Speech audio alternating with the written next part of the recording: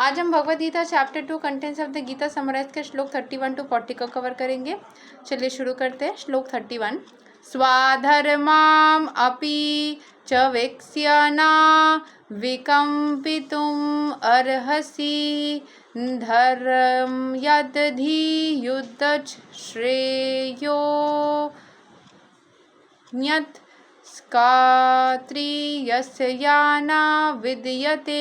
Considering your specific duty as a Kshatriya, you should know that there is no better engagement for you than fighting on religious principles, and so there is no need for hesitation. क्योंकि तुम क्षत्रिय हो, तुम्हारा काम है लड़ना या तुम्हारा काम है युद्ध भूमि में रहना, तो इससे बड़ा कोई धर्म नहीं है, तुम इसको सही से करो। श्लोक 32।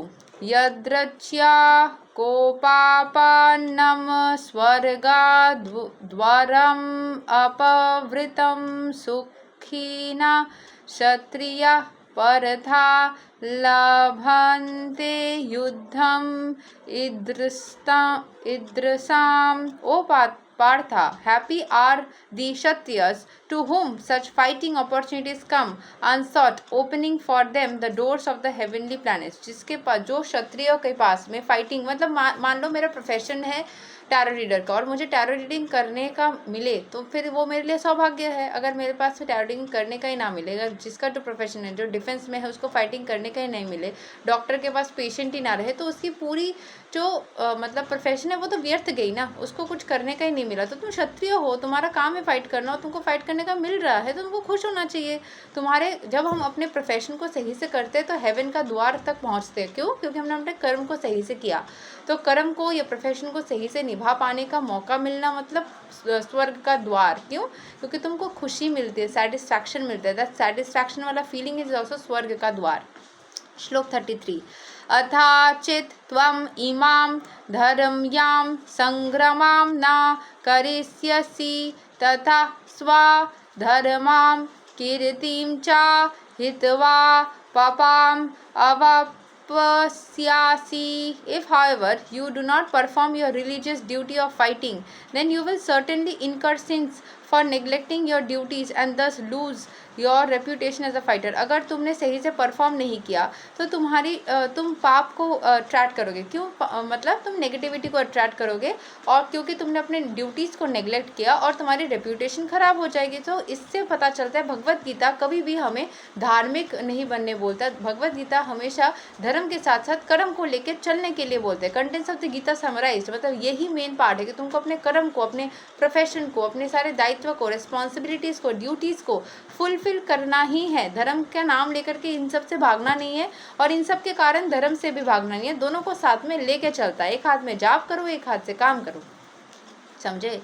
श्लोक 34। कीर्तिं चपि भूतनि कथयिष्यन्ति ते व्यायां संभवितस्या च कीर्तिर्मरानद अतिरिच्यते. People will always speak of your infamy and for a respectable person dishonor is worse than death. तो अगर तुम सही से काम नहीं करोगे तो लोग तुम्हारे रेप्यूटेशन को लेके, तुम्हारे खराब काम को लेके बात कर सकते हैं और एक रेस्पेक्टेबल पर्सन के लिए मृत्यु से भी खराब होता है उसका डिसरेस्पेक्ट. ठीक है? श्लोक 35। भयद रनाद उपरतां मम स्यान्ते त्वं महारथा येषां च त्वं बहुमतो भूत्वा यस्यसि लघवाम्. The great generals who have highly esteemed your name and fame will think that you have left the battlefield out of fear only and thus they will consider you insignificant. अगर तुमने काम नहीं किया, अगर तुम डर के भाग गए, अगर तुमने ऐसा बोला कि नहीं मुझे फाइट नहीं करना क्योंकि मुझे डर लग रहा है, क्योंकि मुझे मेरे फैमिली मेम्बर्स के साथ लड़ना नहीं है, क्योंकि मतलब ऐसे कुछ अगर तुम वेग रीजंस दोगे तो तुम्हारा नाम सब जगह फैलेगा. इसका मतलब क्या है कि हमें अपने प्रोफेशन से, क्योंकि हमें डर लग रहा है कि हम कर नहीं पाएंगे, क्योंकि हमें ऐसा लग रहा है कि हम फेल हो जाएंगे, ये सोच के हमें अपने प्रोफेशन से दूर नहीं भागना है. हमें हमारे काम को करना है, चाहे सामने वाले सिचुएशन, सामने वाला पार्टी कितना ही नेगेटिव हो, कितना ही पावरफुल हो, कितना ही कुछ हो, हमें अपना काम सही से पूरा करना है. डर लग रहा है बोल करके भागने से नहीं चलेगा. श्लोक 36। अवच्या वदांश्च बाहून् वदिष्यन्ति तवाहिता निन्दान्तस्तवा समर्थ्यां ततो दुःखतारां नुकीं. Your enemies will describe you in many unkind words and scorn your ability. What could be more painful to you. तो यहाँ पे भगवान क्या है ना, माइंड गेम्स के जैसा खेल रहे हैं, मतलब उसको मेंटली वो करके बोल रहे हैं कि तुम्हारे जो ये हैं, क्या बोलते हैं, तुम्हारे जितने भी सारे एनिमीज है वो तुमको नीचा दिखाएंगे, ऐसा बोलेंगे तुम काम नहीं कर सकते, तो तुमको अपने काम को तो करना चाहिए. और एक मटेरियलिस्टिक आदमी के लिए अपना मटेरियलिस्टिक काम जो है, अपना जो मेन वर्क है वही इंपॉर्टेंट है. और इसमें कोई गलत बात नहीं है, क्योंकि भगवत गीता खुद बोल रहा है कि आप इस काम को कर सकते हैं, and it's right in doing that. ठीक है. श्लोक 37. हातो वा प्रपश्यसि स्वर्गां जित्वा वा भोक्ष्यसे महीं तस्मात् उच्छिष्टा कौन्तेया युध्याय कृता निश्चया. O son of Kunti, either you will be killed on the battlefield and attain the heavenly planets, or you will conquer and enjoy the earthly kingdom. Therefore, get up with determination and fight.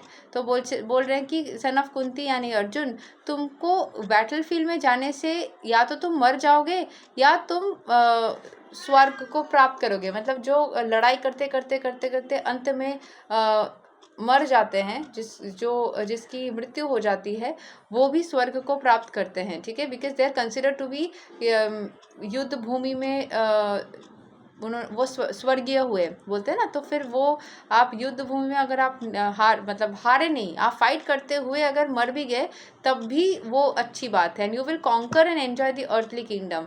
अगर तुम जीते तो भी तुम conquer करोगे earthly kingdom को, अगर हारे मतलब तो भी तुम फाइट करने का तुमको वैल्यू दिया जाएगा.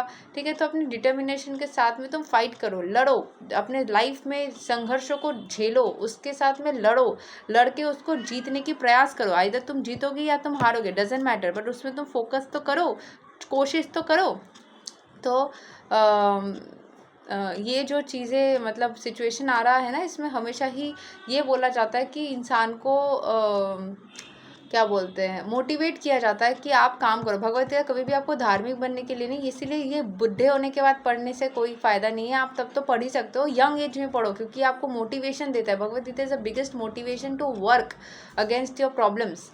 श्लोक 38. सुखा दुखे सामे कृत्वा लभा लभौ जय जयौ ततो युद्धयौ युज्यस्वा नैवां पापाम अवपस्यासि.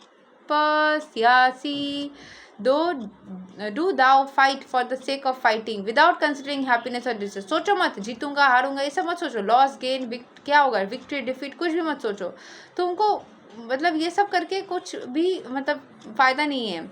And by so doing you shall never incur sin. तुम अगर ये सब फाइट करोगे, उससे अगर तुम जीतोगे या हारोगे, किसी से भी पाप नहीं लगेगा, क्योंकि ये तुम्हारा काम है. अपने लाइफ में संघर्षों को झेलना तुम्हारा काम है, चीज़ों को आगे बढ़ना तुम्हारा काम है. तुम ना काम समझ के आगे बढ़ो. श्लोक 39. ईसते भीति भीहिता संख्यै बुद्धिर्योगे तव इमां शृणु बुद्ध्या युक्तो यया पार्था कर्मा बन्धां प्रहस्यसि. Thus far I have described this knowledge to you through analytical study. Now listen as I explain in terms of working without fruitive results. O son of Pritha, when you act in such knowledge you can free your self from the bondage of works. कितना बार यहाँ पे कुंती पृथा, इनका मतलब कितना बार नाम लिया गया है ना. ठीक है. सो भगवान कितना पसंद करते हैं इनको, ये भी मतलब पूरे भगवत गीता में कितना बार तो हमने कुंती का या पृथा का ही नाम लिया. सो ये भी नज़र करने की बात है. बाकी ये है कि मतलब उनकी जयकारा भी लग रही है बार बार.